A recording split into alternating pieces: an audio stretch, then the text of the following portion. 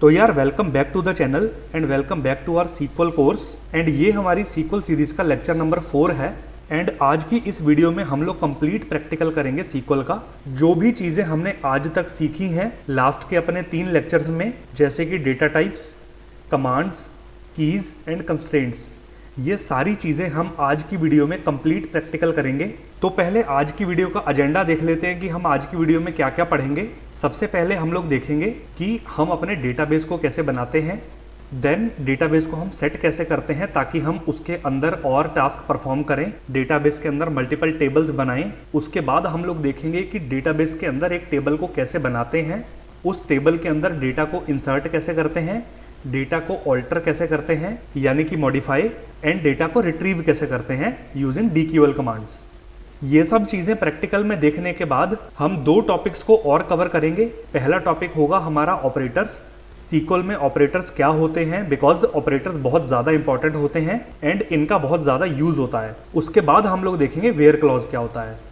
Operator और where clause ये बहुत ज़्यादा इंपॉर्टेंट है एंड ये दोनों चीज़ें हम लोग आज की वीडियो में कवर करेंगे। एंड हमारा सारा प्रैक्टिकल हम लोग करेंगे माई सीक्वल वर्क बेंच पे। माई सीक्वल वर्क बेंच पे हम लोग अपना आज के लेक्चर का प्रैक्टिकल कंप्लीट करेंगे। आई होप आप लोगों ने माई सीक्वल को अपने सिस्टम पे इंस्टॉल कर लिया होगा, उसको सेटअप कर लिया होगा। अगर नहीं किया है तो मैंने सेटअप की वीडियो भी एक बनाई है, आप प्लीज़ उस वीडियो को रेफर कर लेना। एंड प्रैक्टिकल स्टार्ट करने से पहले माई सीक्वल को अपने सिस्टम पे इंस्टॉल कर लेना। तो चलते हैं, स्टार्ट करते हैं माई सीक्वल वर्क बेंच को। तो हम क्या करेंगे, अपने सर्च बार में जाके वर्क बेंच को टाइप करेंगे एंड सबसे ऊपर हमें दिखेगा माई सीक्वल वर्क बेंच 8.0। इसको ओपन करेंगे। ओपन करने के बाद हमें कुछ ऐसा इंटरफेस दिखेगा। हमें इस लोकल इंस्टेंस पे क्लिक करना है। इंस्टेंस पे क्लिक करने के बाद ये हमसे पासवर्ड मांगेगा, तो यहाँ पे हम अपना पासवर्ड दे देंगे। पासवर्ड एंटर करते ही हम अपने माईसीक्वल वर्कबेंच के अंदर एंटर हो जाएंगे। तो वर्कबेंच हमारा कुछ ऐसा दिखता है। ये लेफ्ट साइड में स्कीमाज में हमें सारे के सारे हमारे डेटाबेसेस दिख जाएंगे। जो हमने करंटली अपने सर्वर पे डेटाबेसेस बनाए हुए हैं उन सब की लिस्ट हमें यहाँ पर दिख जाएगी। मैंने अपनी प्रैक्टिस के लिए कुछ एक्स्ट्रा डेटाबेसेस भी यहाँ पे बना रखे हैं जो कि आपको अपने सिस्टम पे नहीं दिख रहे होंगे। तो स्टार्ट करते हैं।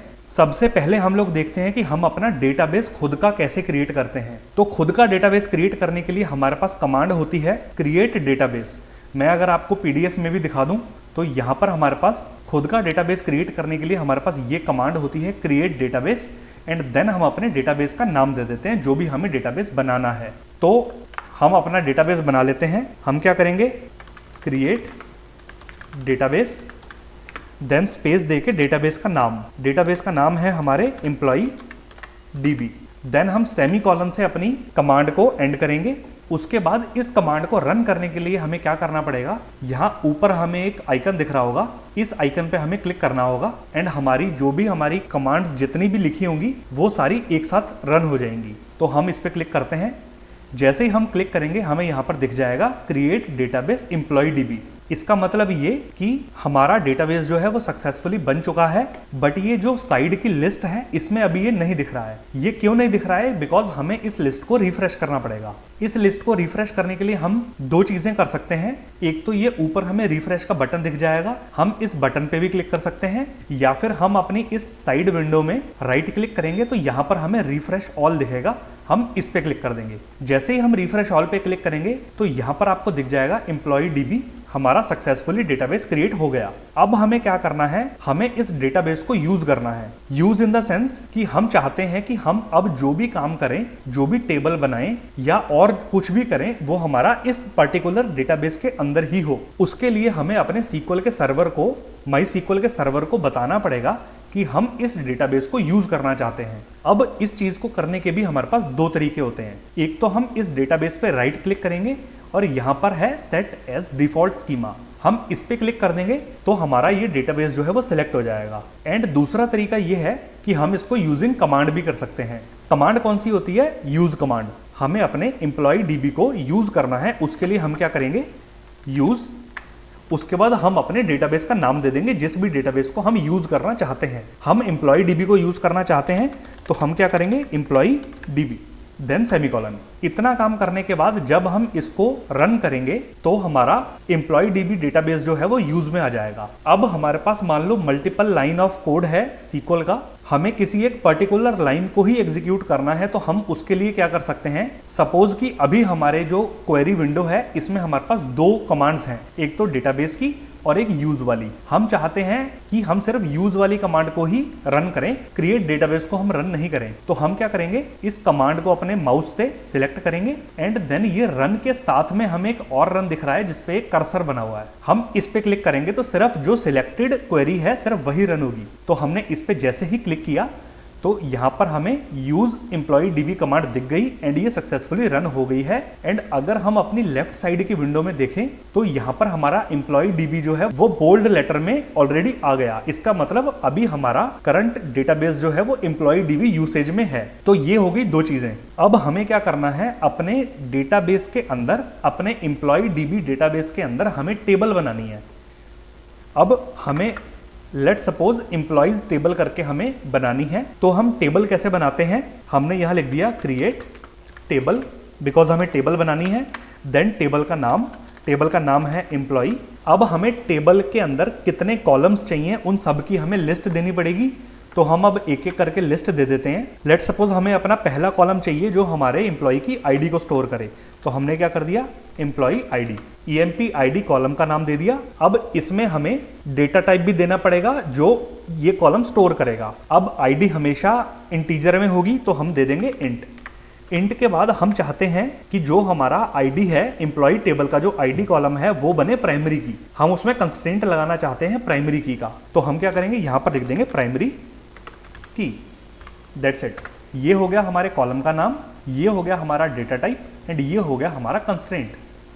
उसके बाद हम सेकंड कॉलम देना चाहते हैं जिसमें एम्प्लॉय का नेम स्टोर करेंगे। तो हमने क्या करा, EMP नेम। ये हमारा सेकंड कॉलम हो गया। इसका डेटा टाइप क्या होगा, वेरकैर। मान लो हमने 50 कैरेक्टर साइन कर दिए। ये हो गया हमारा सेकंड कॉलम। अब हमें थर्ड कॉलम देना है जिसमें हम एम्प्लॉय की एज को स्टोर करेंगे। तो हमने EMP एज ये कॉलम दे दिया।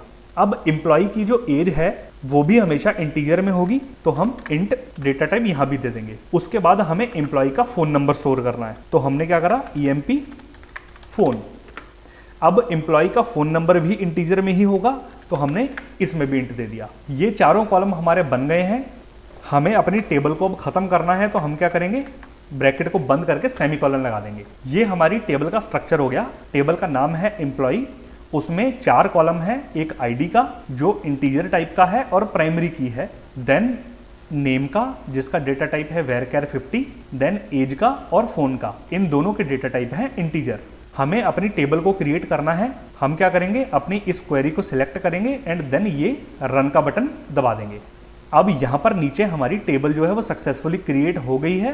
लेफ्ट साइड में अगर हम देखें तो टेबल में हमें अभी कुछ नहीं दिख रहा, बिकॉज हमें रिफ्रेश करना पड़ेगा। हम ये रिफ्रेश वाला बटन दबाएंगे तो यहाँ पर हमें एक एरो दिख जाएगा। इस एरो पे क्लिक करेंगे तो हमें दिख जाएगा कि हमारे डेटाबेस में एक एम्प्लॉय नाम की टेबल है।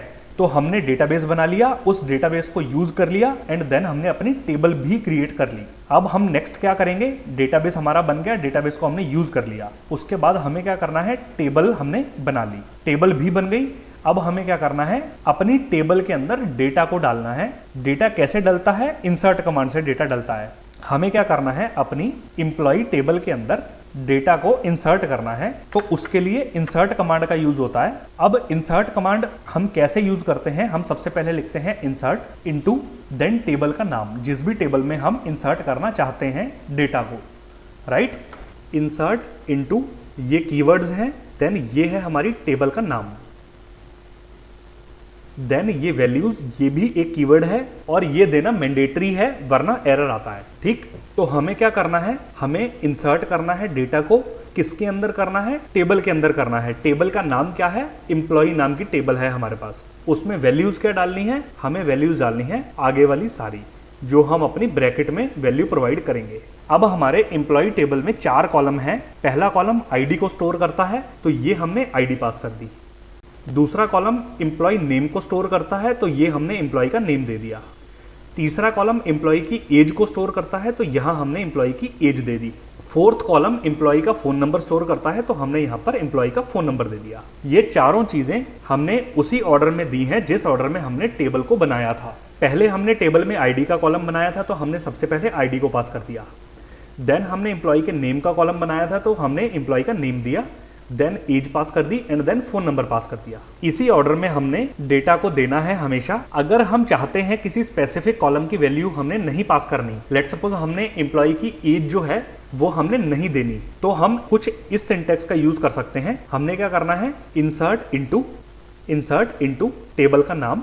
देन हम क्या करेंगे, टेबल के नाम के बाद हम ब्रैकेट में अपने कॉलम दे देंगे जिस भी कॉलम में हम वैल्यू देना चाहते हैं, या फिर हम जिस भी ऑर्डर में वैल्यू देना चाहते हैं। लेट सपोज हमने पहले एम्प्लॉय आईडी कॉलम में वैल्यू देनी है, एम्प्लॉय नेम में वैल्यू देनी है एंड देन एम्प्लॉय फोन में वैल्यू देनी है। हमने एम्प्लॉय एज में वैल्यू ही नहीं देनी, तो हमने यहाँ पर एम्प्लॉय की एज का कॉलम दिया ही नहीं। उसके बाद हम क्या करेंगे, वैल्यूज कीवर्ड लगाना मैंडेटरी है। उसके बाद हमने जिस ऑर्डर में यहाँ पर वैल्यूज दी हैं, ये ब्रैकेट में पहले आईडी, देन हमने आईडी पास कर दी, देन नेम, देन हमने नेम पास कर दिया, देन फोन नंबर, देन हमने फोन नंबर पास कर दिया। एज का हमने दिया ही नहीं, तो हमने एज के लिए वैल्यू भी नहीं दी। तो ये हमारे कुछ तरीके हैं जिन तरीकों से हम अपनी टेबल के अंदर वैल्यू डाल सकते हैं। हम लोग एक साथ मल्टीपल वैल्यूज भी डाल सकते हैं, ये भी पॉसिबल है, ये भी मैं आपको करके दिखाऊंगा। लेकिन हम पहले एक सिंगल रिकॉर्ड अपनी टेबल में डाल के देखते हैं।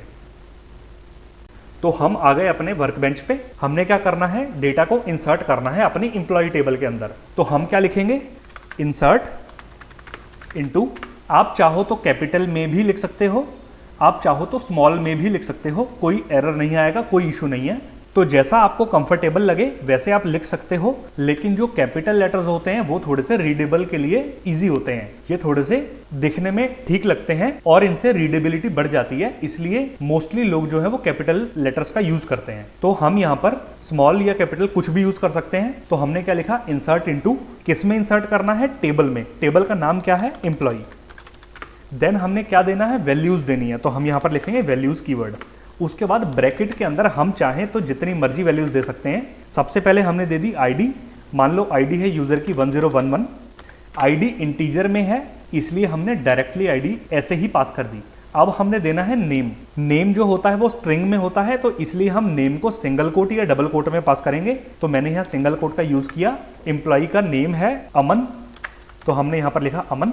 नेम दे दिया, आईडी दे दी। उसके बाद हमने देनी है एम्प्लॉय की एज। एज मान लो एम्प्लॉय की है 32 और फोन नंबर हमने दे दिया 1 2 3 4 5। ये हमने एक वैल्यू अपनी टेबल के अंदर पास कर दी। इसको अब हम रन करेंगे इस कमांड को। हमने क्या करा, इसको सिलेक्ट करा, देन ये रन के बटन पे क्लिक कर दिया। क्लिक करते ही यहाँ पर हमें अपना अपडेट मिल गया है कि हमारी जो कमांड है वो सक्सेसफुली रन हो गई है। ऐसे ही हम अगर चाहें तो मल्टीपल वैल्यूज भी दे सकते हैं एक साथ। तो उसके लिए हम क्या लिखेंगे, इंसर्ट इनटू टेबल का नाम, देन अगेन वैल्यूज। वैल्यूज के बाद हम चाहे तो कॉमा सेपरेट करके जितनी मर्जी वैल्यूज दे सकते हैं, राइट। मैं यहां पर 5 वैल्यू दे रहा हूं। सबसे पहले यूजर की आईडी जाएगी 1012, यूजर का नेम जाएगा करण, यूजर की एज जाएगी मान लो 29, देन यूजर का फोन नंबर जाएगा 23456, राइट। ऐसे ही हमने सेकंड यूजर को देना है 1013। सेकंड यूजर का नाम है अशोक, उसकी एज है 30 और उसका फोन नंबर है 34567। अगेन थर्ड यूजर, उसका नाम है दीपक, उसकी एज है 32 एंड उसका फोन नंबर है 45678। देन हमारा फोर्थ 1015 उसकी आईडी, नाम उसका हो गया कोमल, एज उसकी होगी 31, फोन नंबर उसका हो गया 56789। देन हमारा लास्ट 1016, यूजर का नाम है निखिल, उसकी एज है मान लो 29 एंड उसका फोन नंबर है 67890। देन हम अपनी कमांड को एंड करेंगे विद द सेमीकोलन। हमने मल्टीपल वैल्यूज भी एंटर कर दी एंड हमने सिंगल वैल्यू भी एंटर कर दी। जो मल्टीपल वैल्यू एक साथ एंटर करने वाला तरीका होता है वो ज्यादा एफिशिएंट होता है। हम करने को अलग अलग करके भी कर सकते थे कि पहले एक की डाल दी, देन दूसरे की, देन थर्ड की, देन फोर्थ की, ऐसे भी हम कर सकते थे। लेकिन मल्टीपल वैल्यू को एक साथ इंसर्ट करना ये बहुत ही एफिशिएंट तरीका है। तो हम अब इसको रन करेंगे। हमने सिलेक्ट कर ली, देन रन पे क्लिक कर दिया। यहाँ पर हमें एरर मिला है कि हमारी टेबल का नाम जो है वो गलत है, यहाँ पर एम्प्लॉयज़ नहीं आएगा, एम्प्लॉई आएगा। हम दोबारा से इसको सिलेक्ट करते हैं, रन करते हैं, तो अब हमारी जो है कमांड सक्सेसफुली रन हो गई है। डेटा हमने अपनी टेबल के अंदर सिलेक्ट कर लिया है, इंसर्ट कर लिया है। अब हमें क्या करना है, इस डेटा को देखना है। डेटा को देखने के लिए हम क्या करते हैं, DQL कमांड्स का यूज करते हैं।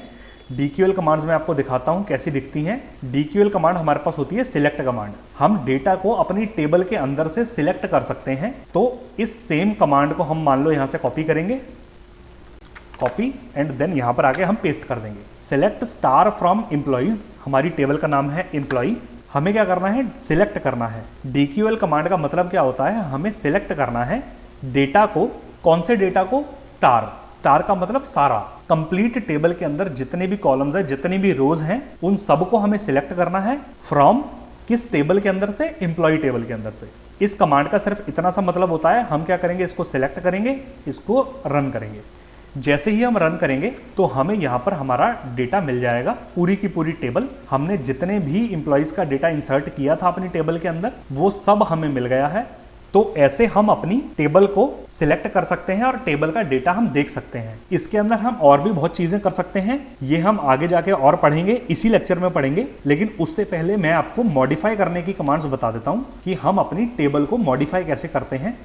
अलग अलग हम चीजें अपनी टेबल में कर सकते हैं, उनको बोला जाता है ऑल्टर कमांड्स। तो सबसे पहले हम देखते हैं कि हम अपने डेटाबेस को डिलीट कैसे कर सकते हैं। अब हमने डेटाबेस बना लिया, हम उसे डिलीट भी कर सकते हैं। जैसे डेटाबेस को क्रिएट करने के लिए क्रिएट डेटाबेस कमांड होती है, ऐसे ही डेटाबेस को डिलीट करने के लिए हमारे पास ड्रॉप डेटाबेस करके एक कमांड होती है। ड्रॉप डेटाबेस के बाद हम अपने डेटाबेस का नाम दे देंगे एंड इस कमांड को हम रन करेंगे तो हमारा डेटाबेस जो है वो डिलीट हो जाएगा। तो इसको भी एक बार हम यूज करके देख लेते हैं।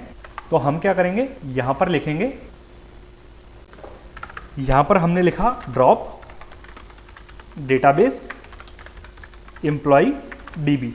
अभी यहां पर एम्प्लॉय DB करके हमें एक डेटाबेस दिख रहा है। हम क्या करेंगे, इस कमांड को सिलेक्ट करेंगे, इसको रन करेंगे।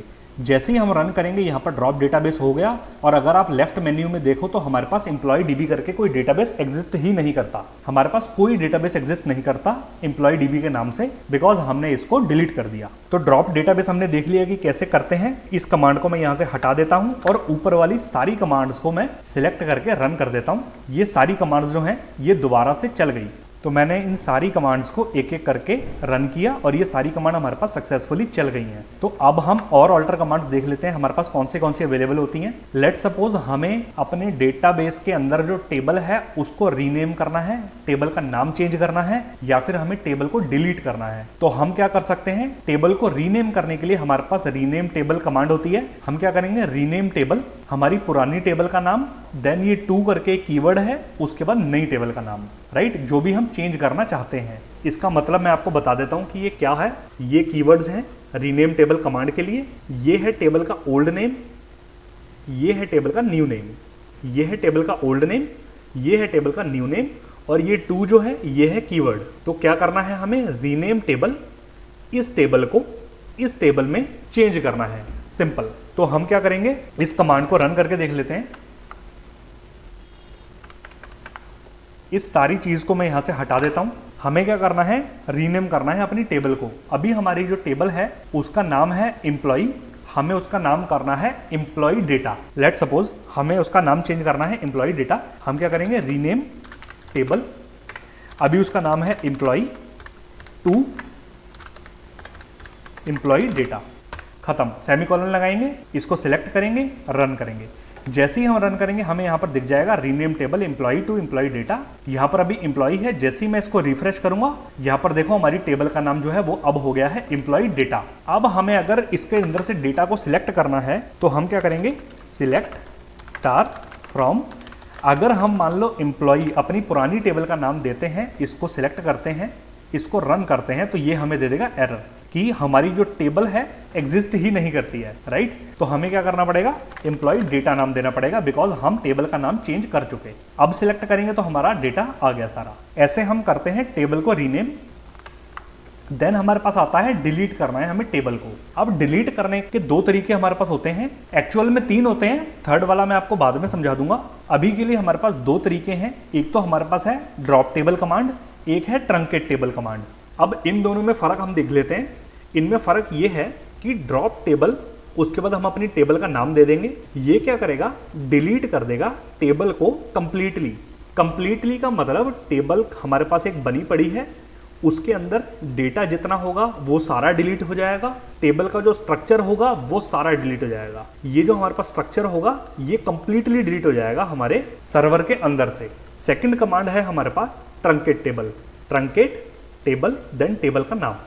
ये दोनों सिमिलरली ही काम करती हैं। यहाँ पर ड्रॉप है, यहाँ पर ट्रंकेट है। ये क्या करेगी, डिलीट टेबल डेटा ओनली, ये सिर्फ टेबल के अंदर का डेटा को डिलीट करेगी। फॉर एग्जाम्पल हमारे पास ये टेबल बनी पड़ी है, इसके अंदर हमारे पास मल्टीपल डेटा है, तो ट्रंकेट कमांड क्या करेगी, इस डेटा को डिलीट कर देगी।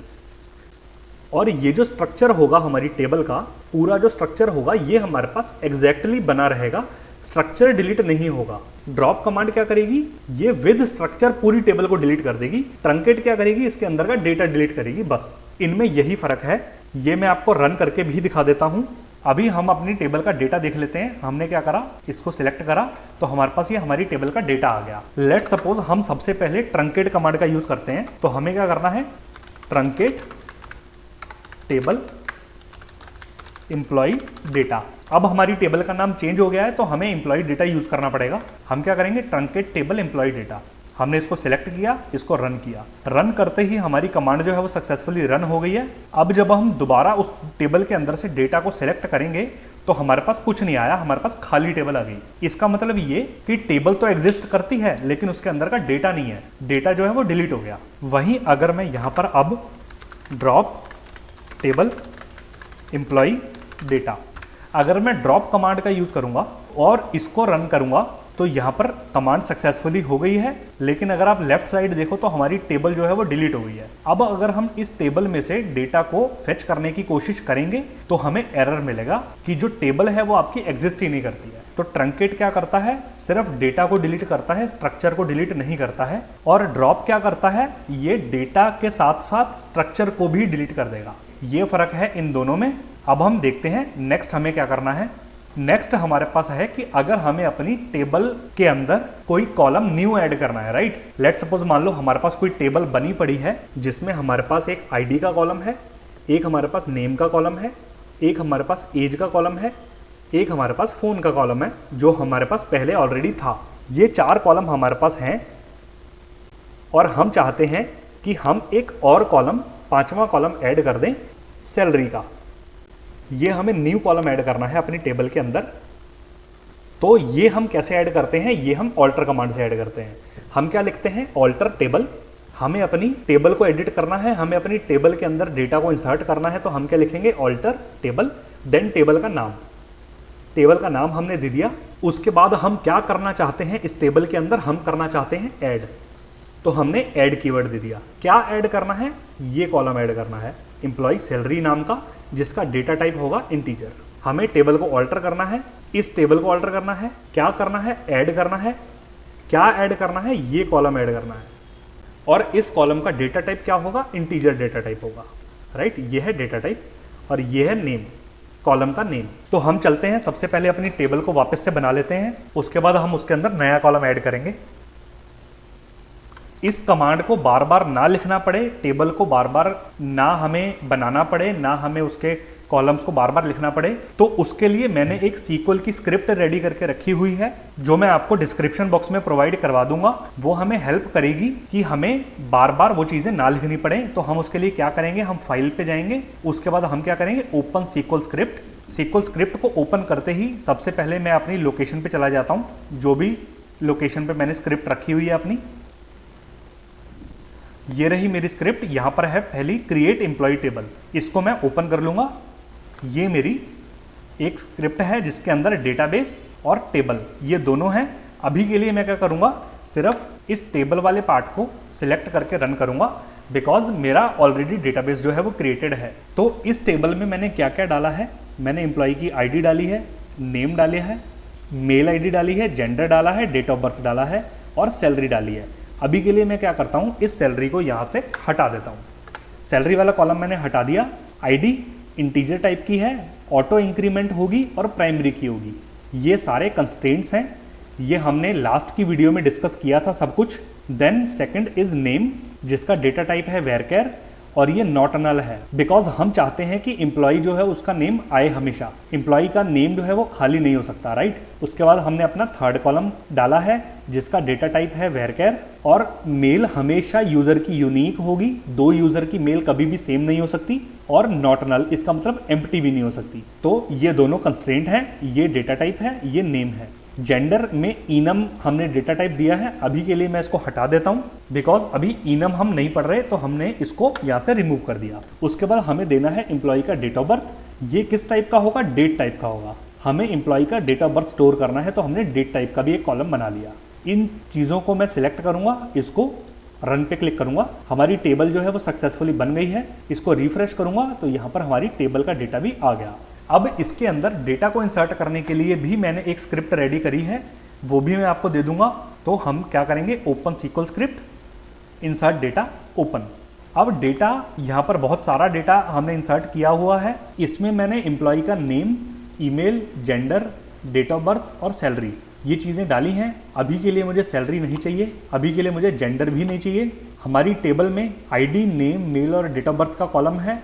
आईडी जो है वो ऑटो इंक्रीमेंट है, इसका मतलब हम नहीं डालेंगे, आईडी ऑटोमेटिकली इंक्रीमेंट होगी, 1 से स्टार्ट होगी एंड आगे ऑटोमेटिकली इंक्रीमेंट होती रहेगी। हमें नेम, मेल और डेट ऑफ बर्थ डालनी है, तो हम क्या करेंगे, यहाँ से ये रहा नेम, ये रही मेल, ये रही डेट ऑफ बर्थ। अभी के लिए मैं यहाँ से जेंडर और सैलरी ये दोनों कॉलम यहाँ से रिमूव कर दूंगा।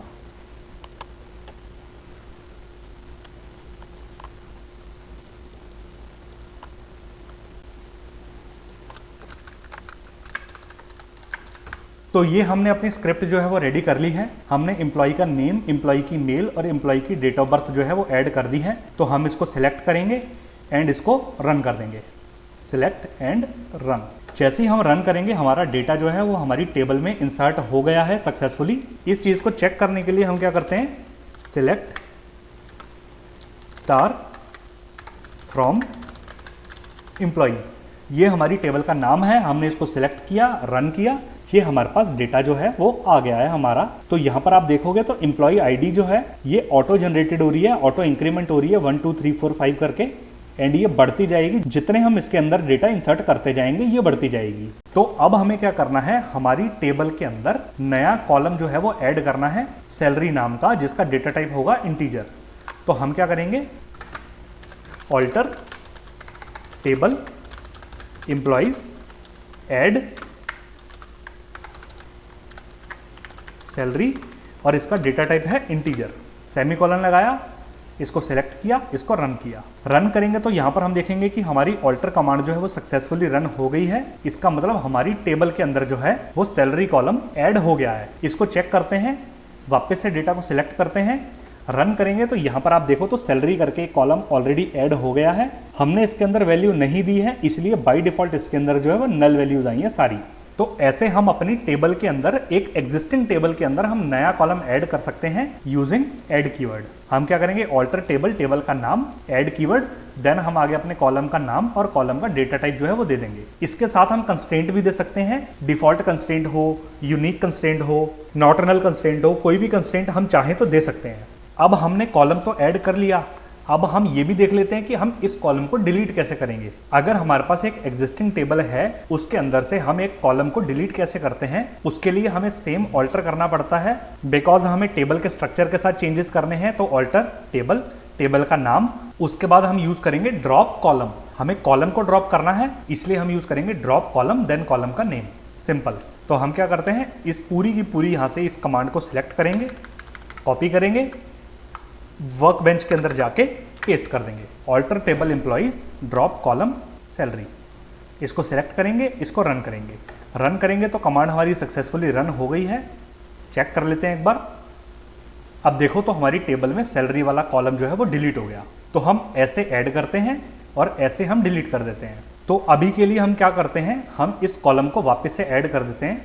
हमने वापस से ऐड किया और हमारा जो सैलरी वाला कॉलम है वो हमारी टेबल के अंदर वापस से ऐड हो गया।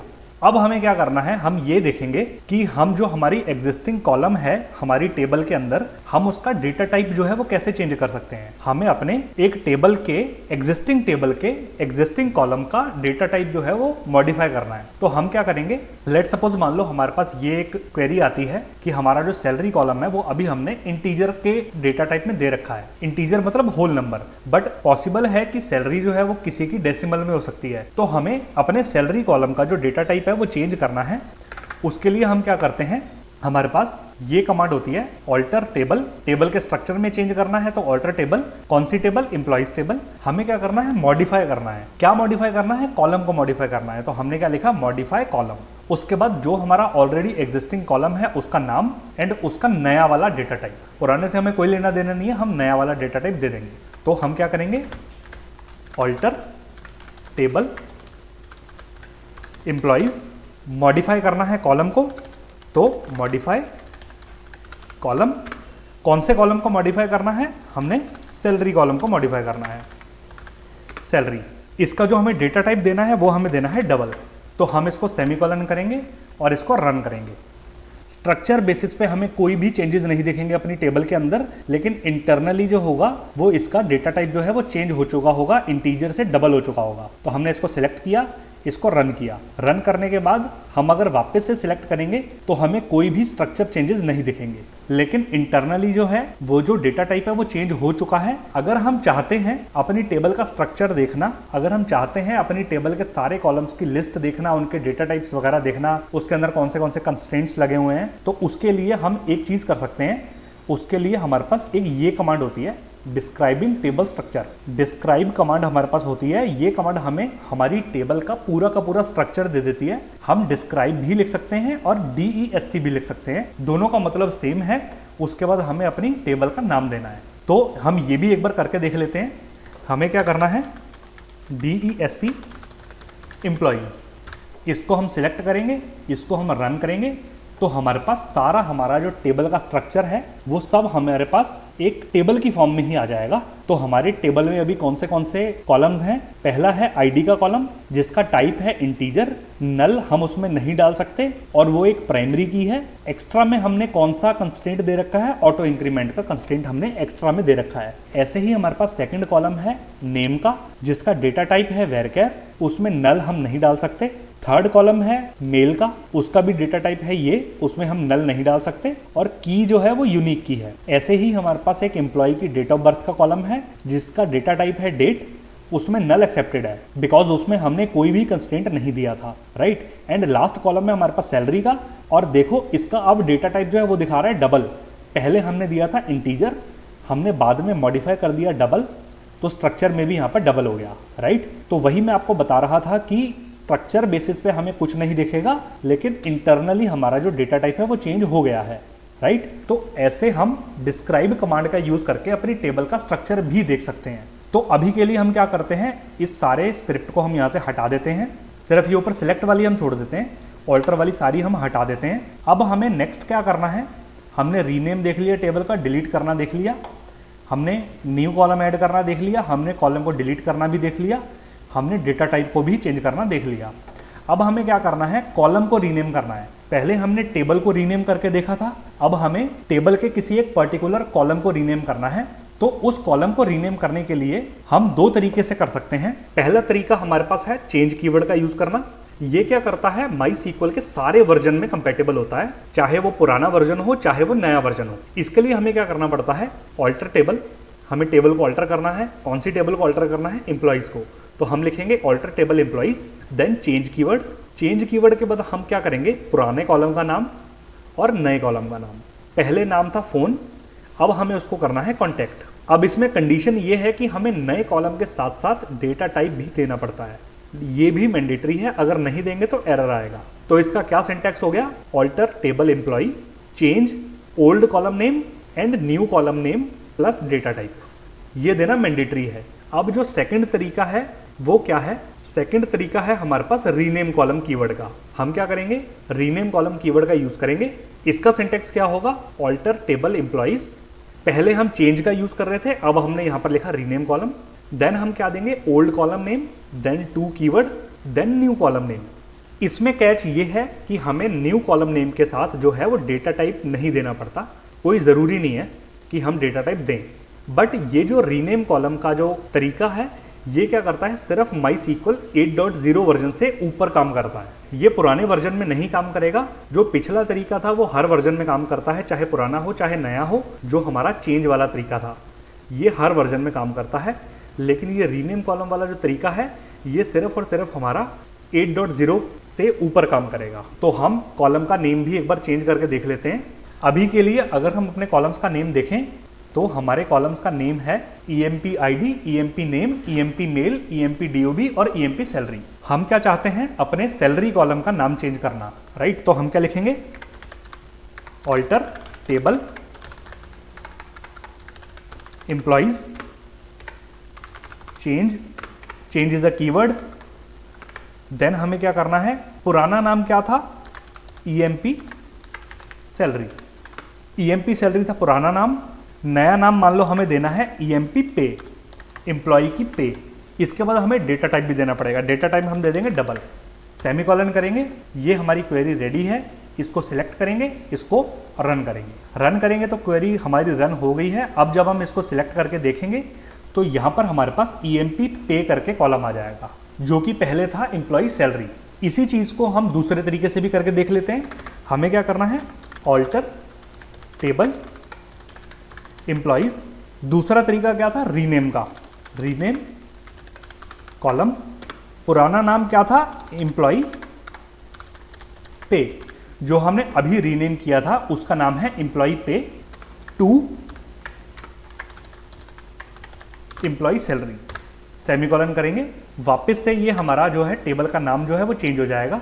EMP पे से वापस से EMP सैलरी पे आ जाएगा। इसको सिलेक्ट करेंगे, रन करेंगे। वापस से जब हम अपने डेटा को देखेंगे तो यहाँ पर हमें वापस से एम्प्लॉय सैलरी दिख जाएगा। इन दो तरीकों से हम अपने कॉलम का नाम जो है वो चेंज कर सकते हैं। ऑल्टर कमांड हमारी ऑलमोस्ट सारी हो गई हैं। DQL कमांड जो है वो सिलेक्ट कैसे करते हैं वो भी हमने देख लिया। अब हम चलते हैं नए टॉपिक की तरफ। नया टॉपिक है हमारा आज का ऑपरेटर्स। हम देखेंगे कि SQL में ऑपरेटर्स कौन से होते हैं और ऑपरेटर क्या होता है। तो सबसे पहले डेफिनेशन देख लेते हैं। Operators in SQL are special symbols और कीवर्ड्स। ऑपरेटर्स क्या होता है, ये स्पेशल सिंबल होता है या फिर ये कीवर्ड होता है used to perform operations on data values. Data जो हमारी टेबल में स्टोर्ड है उसके ऊपर हम जो ऑपरेशंस परफॉर्म करना चाहते हैं, ऑपरेटर्स उसके लिए काम आते हैं। They help in comparing, filtering, calculating and manipulating data. इनसे हम क्या कर सकते हैं, इनसे हम डेटा को कंपेयर कर सकते हैं, इनसे हम डेटा को फिल्टर आउट कर सकते हैं, इनसे हम डेटा को कैलकुलेट कर सकते हैं एंड डेटा को मैनिपुलेट भी कर सकते हैं अपनी SQL क्वेरीज के अंदर ही। इसको और इजीली समझ लेते हैं। ऑपरेटर्स वो टूल होते हैं जो हम SQL क्वेरीज में यूज करते हैं डेटा को कंपेयर करने, डेटा को फिल्टर करने या डेटा को कैलकुलेट करने के लिए। For example, equal to operator, greater than operator and like, ये सारे हमारे पास ऑपरेटर होते हैं। ऑपरेटर आपको आई होप समझ आ गया होगा। अब देख लेते हैं कि हमारे पास कितने टाइप के ऑपरेटर जो है वो होते हैं। तो ये जो है हमारे पास लिस्ट होती है ऑपरेटर्स की। हमारे पास मोस्ट कॉमन ऑपरेटर होते हैं comparison operator, logical operator, arithmetic operator और स्पेशल ऑपरेटर्स। सबसे पहले देखते हैं हमारे पास कंपैरिजन ऑपरेटर कौन से होते हैं। तो कंपैरिजन ऑपरेटर क्या होते हैं, comparison operators are used to compare two values. दो वैल्यू, एक हमारे पास वैल्यू ये रही, एक हमारे पास वैल्यू ये रही। इन दोनों वैल्यूज को कंपेयर करने के लिए कंपैरिजन ऑपरेटर्स जो हैं वो यूज होते हैं। दे रिटर्न अ ट्रू और false result based on the comparison. Comparison के बेस पे या तो ये ट्रू रिटर्न करेंगे या फिर ये फॉल्स रिटर्न करेंगे। मान लो हमने पूछा कि ये वैल्यू इस वैल्यू के इक्वल है या नहीं है। अब अगर दोनों वैल्यू इक्वल होंगी तो ट्रू रिटर्न हो जाएगा, वरना फॉल्स रिटर्न हो जाएगा। कंपैरिजन के बेस पे या तो ये ट्रू रिटर्न करेंगे या ये फॉल्स रिटर्न करेंगे। कंपैरिजन ऑपरेटर हमारे पास कौन से होते हैं, equal to operator, not equal to operator, less than operator, greater than operator, less than equal to operator और greater than equal to operator. मान लो मैंने पूछा कि 12 इज इक्वल टू 13। मैंने पूछा कि 12 जो है वो 13 के इक्वल है या नहीं है, तो आंसर आएगा फॉल्स, बिकॉज 12 जो है वो 13 के इक्वल नहीं होता। वहीं अगर मैंने पूछा कि 12 is less than equal to 13, तो अब जो आंसर आएगा वो आएगा ट्रू, बिकॉज हमने पूछा कि 12 13 से छोटा या बराबर है कि नहीं है, तो आंसर आएगा ट्रू, बिकॉज 12 जो है वो 13 से छोटा है, 12 इज लेस देन 13, तो इसका आंसर आएगा ट्रू। तो ये काम करते हैं हमारे कंपैरिजन ऑपरेटर्स। देन हमारे पास आते हैं लॉजिकल ऑपरेटर्स। लॉजिकल ऑपरेटर क्या होता है? Logical operators are used to combine multiple conditions in SQL query. Logical operators क्या होते हैं? मल्टीपल कंडीशंस को कंबाइन कर देते हैं एक कंडीशन में। हम जब क्वेरी लिखते हैं, मान लो हमें दो क्वेरीज को कंबाइन करके एक डेटा चाहिए, तो उस डेटा को एंड उन क्वेरीज को कंबाइन करने का काम होता है लॉजिकल ऑपरेटर्स का। They return results based on whether the combined condition are true और फॉल्स। जो हमने कंबाइन करने की कंडीशन दी है वो सही है या गलत है, ये उस पे बेस करेगा इसका रिजल्ट। लॉजिकल ऑपरेटर कौन से होते हैं? एंड ऑपरेटर, और ऑपरेटर और नॉट ऑपरेटर। मान लो हमारे पास अपनी टेबल में एक सैलरी का कॉलम है, सैलरी हमारे पास मल्टीपल है एम्प्लॉयज की, मान लो 10,000 है, 20,000 है, 25,000 है, देन 30,000 है। ये हमारे पास सैलरी एम्प्लॉयज की गिवन है। हमने क्या कर दिया, लेट सपोज मान लो हमें वो एम्प्लॉयज चाहिए जिनकी सैलरी 20,000 से ज्यादा हो एंड 30,000 से कम हो। तो यहाँ पर एंड आ गया, इसका मतलब लॉजिकल ऑपरेटर का यूज हो गया। ऐसे हम अपनी क्वेरी को कंबाइन भी कर सकते हैं। यहां पर हमने क्या करा है, हमें 20,000 से ज्यादा वाले बंदे चाहिए एंड 30,000 से कम वाले बंदे चाहिए, मतलब ग्रेटर देन 20,000 और लेस देन 30,000, हमें वो बंदे चाहिए। तो ऐसे हमने दो क्वेरीज को कंबाइन करा है यूजिंग एंड ऑपरेटर। तो लॉजिकल ऑपरेटर इस काम आते हैं। अब हम देख लेते हैं अपने next arithmetic operators. Arithmetic operators I hope आपको पता होगा। अर्थमेटिक ऑपरेटर्स कौन से होते हैं? They are used to perform basic mathematical operations on numeric data. जो भी न्यूमेरिक डेटा है उस पे अगर हमने मैथमेटिकल ऑपरेशंस लगाने हैं, फॉर एग्जांपल हमें ऐड करना है, सब्ट्रैक्ट करना है, मल्टीप्लाई करना है, डिवाइड करना है, या फिर मॉड चाहिए, ये होता है मॉड का सिंबल, राइट। इसको मॉड भी बोलते हैं, इसको मॉडुलस भी बोलते हैं। तो अगर हमें ऐड करना है, सब्ट्रैक्ट करना है, मल्टीप्लिकेशन करनी है, डिवीजन करनी है, या फिर मॉडुलस करना है, तो इन कामों के लिए अर्थमेटिक ऑपरेटर्स का यूज होता है। अब देख लेते हैं जो हमारे पास स्पेशल ऑपरेटर्स अवेलेबल होते हैं सीक्वल के अंदर। स्पेशल ऑपरेटर्स कौन से होते हैं? They are used for more specific operations like checking for a value in a list. Let's suppose हमारे पास एक लिस्ट गिवन है, हमें कोई पर्टिकुलर वैल्यू चेक करनी है कि उस लिस्ट में प्रेजेंट है या नहीं है, या फिर हमें एक रेंज निकालनी है कि लेट्स सपोज मान लो हमें वो सारे एम्प्लॉयज चाहिए जिनकी एज 20 और 30 के बीच हो, 20 और 30 के बिटवीन हो। तो ऐसी चीजें हम स्पेशल ऑपरेटर्स के थ्रू कर सकते हैं। स्पेशल ऑपरेटर हमारे पास कौन से होते हैं? हमारे पास इन ऑपरेटर होता है, हमारे पास बिटवीन ऑपरेटर होता है, लाइक ऑपरेटर होता है एंड इज नल ऑपरेटर होता है। ये सारे ऑपरेटर हम अपनी आगे आने वाली वीडियोस में प्रैक्टिकल करके देखेंगे, तो उसकी टेंशन नहीं लेनी कि यहाँ पर सिर्फ नाम गिवन है। हम आगे एक ऑपरेटर्स पे एक पर्टिकुलर वीडियो भी आएगी जिसमें मैं आपको सारे ऑपरेटर्स जो हैं वो स्टार्टिंग से एंडिंग तक सारे ऑपरेटर्स का प्रैक्टिकल करके दिखाऊंगा। अब हम अपनी आज की वीडियो के आखिरी और अपने नेक्स्ट टॉपिक की तरफ चलते हैं। नेक्स्ट टॉपिक है हमारे पास वेयर क्लॉज। वेयर क्लॉज हमारे पास मल्टीपल क्लॉजेज होते हैं सीक्वल के अंदर, वेयर क्लॉज उनमें से एक है। ये सारे क्लॉजेज मैं आपको समझाऊंगा आगे आने वाली वीडियोस में। आज की वीडियो में हमें जो प्रैक्टिकल करना था उसके लिए वेयर क्लॉज ही इंपॉर्टेंट था, इसीलिए मैंने यहां पर सिर्फ आज की वीडियो के लिए वेयर क्लॉज को इंक्लूड किया है। तो सबसे पहले हम समझ लेते हैं कि वेयर क्लॉज होता क्या है। Where clause in SQL is used to filter records based on specific condition. अगर हमें अपने डेटा को फिल्टर आउट करना है किसी एक स्पेसिफिक कंडीशन के हिसाब से, उसके लिए वेयर क्लॉज काम आता है। वेयर क्लॉज का आप बहुत ज्यादा यूज करोगे अपनी क्वेरीज में, तो इसको ध्यान से समझना कि इसको हम कैसे यूज करते हैं। वेयर क्लॉज क्या करता है? It helps retrieve only those rows that meet the given criteria. जो भी हमने अपनी एक सीक्वल की लेट्स सपोज मान लो क्वेरी में जो भी हमने क्राइटेरिया दिया है, जो रोज उस क्राइटेरिया को फॉलो करती हैं सिर्फ वही आएंगी। क्राइटेरिया मतलब जैसे मैंने आपको पीछे ऑपरेटर्स में समझाया कि लेट्स सपोज मान लो हमें वो एम्प्लॉयज चाहिए जिनकी सैलरी 20,000 से ज़्यादा हो, ग्रेटर देन 20,000 हो एंड 30,000 से कम हो, यानी कि लेस देन 30,000 हो। हमें वो एम्प्लॉयज चाहिए। तो यहां पर हमने ये कंडीशन दे दी, एक तो ये और एक ये, हमने दो कंडीशन जो हैं उनको कंबाइन कर दिया। यहां पर लॉजिकल ऑपरेटर का यूज भी हुआ है, यहां पर कंपैरिजन ऑपरेटर का यूज भी हुआ है, राइट। एंड इन दोनों को हमने कंबाइन कर दिया, ये हमारी एक सिंगल क्वेरी बन गई। तो हमें जब ऐसी चीजें करनी होती हैं जहां पे कंडीशन लग जाती है कि वो रोज हमें दे दो जो सिर्फ इस कंडीशन, इस स्पेसिफिक कंडीशन को फुलफिल करे, वहां पर हम यूज करते हैं वेयर क्लॉज का। वेयर क्लॉज का सिंटैक्स देख लेते हैं कि वेयर क्लॉज का सिंटैक्स क्या होता है। वेयर क्लॉज का सिंटैक्स कुछ ऐसा दिखता है। हम क्या करेंगे, सिलेक्ट कॉलम का नेम, या फिर हम स्टार भी दे सकते हैं अगर हमें सारे कॉलम चाहिए, फ्रॉम टेबल का नेम। टेबल का नेम मान लो हमारा एम्प्लॉयज है, तो हम क्या करेंगे, सिलेक्ट स्टार फ्रॉम एम्प्लॉयज। यहां पर मैं लिख देता हूं सिलेक्ट स्टार फ्रॉम एम्प्लॉयज, यहां पर फ्रॉम भी आएगा। वेयर आगे हम अपनी कंडीशन दे देंगे, यहां पर हम लिखेंगे वेयर।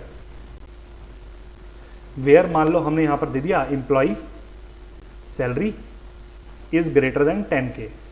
हमें क्या करना है, अपने एम्प्लॉयज टेबल में से सारे कॉलम्स जो है वो सिलेक्ट करने हैं जहां पर एम्प्लॉय की सैलरी जो है वो ग्रेटर देन है 10,000 से। इसके मैं आपको एग्जांपल दिखाता हूं, ये सिंटैक्स था जस्ट एग्जांपल में। हमारे पास ये 4 एग्जांपल हैं। हमने क्या करा, select star from employees where salary is greater than 50,000, greater than और equal to, greater than equal to.